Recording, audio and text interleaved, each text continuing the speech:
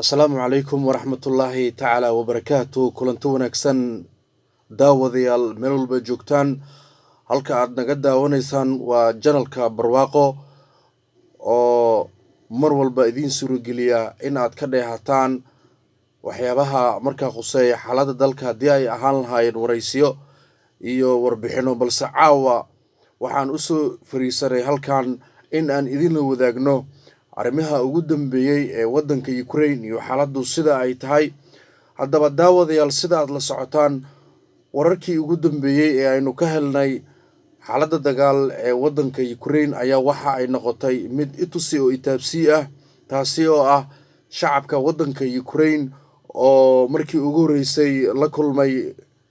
madaxweynaha dalkaasi isla markaana uu kala hadlay xaaladda dagaal kadib markii Ruushka uu sii laba jibaaray culeysyada uu ku hayo magaalooyin badan oo ay ka mid tahay Kiev iyo Kharkiv. haddaba daawadayaal wararkii ugu dambeeyay waxay sheegayaan in Ruushka dhinac walba uu ka go'doomiyay magaalada Kiev isla markaana xitaa uu isticmaalayo taktikyo iyo sidii markaasi gebi ahaanba magaaladaasi uu kula wareegi lahaa. waxaana sidoo kale jira in Ruushka saacad kastaaba ay dhici karto in go'doonka uu guliyay magaaladaasi ay keeni karto in gudaha uu u sii galo. haddaba daawadayaal waxaan idinla wadaagaynaa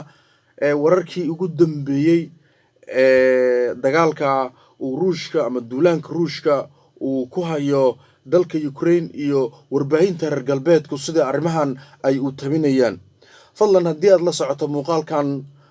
janalka barwaaqo fadlan like, share iyo comment ha iloobin. subscribe-na waa inoo muhiim sababtoo ah haddii aadan subscribe dhihin lama socon kartid warbixinada iyo waraysiyada iyo waxyaabaha janalkan aan soo dhigno. haddaba wararkii ugu dambeeyay ee Ukraine waxay sheegayaan in Ruushka uu qarka u saaran yahay in gudaha uu galo magaalada Kiev ee caasimadda dalka Ukraine iyadoo shacabka waddankaasi wadnaha farta ay ku hayaan. wadnaha farta ay ku hayaan marka la leeyahay ma aha in cabsi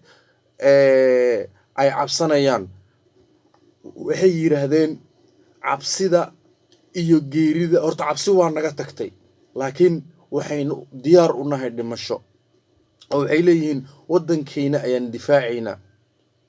hase haatee Ruushka dagaalka uu ka wada halkaas kama marna madaafiicda uu ku garaacayo magaalada Kiev oo waxaa la leeyahay hataa hub casri ah bambaanooyin ayuu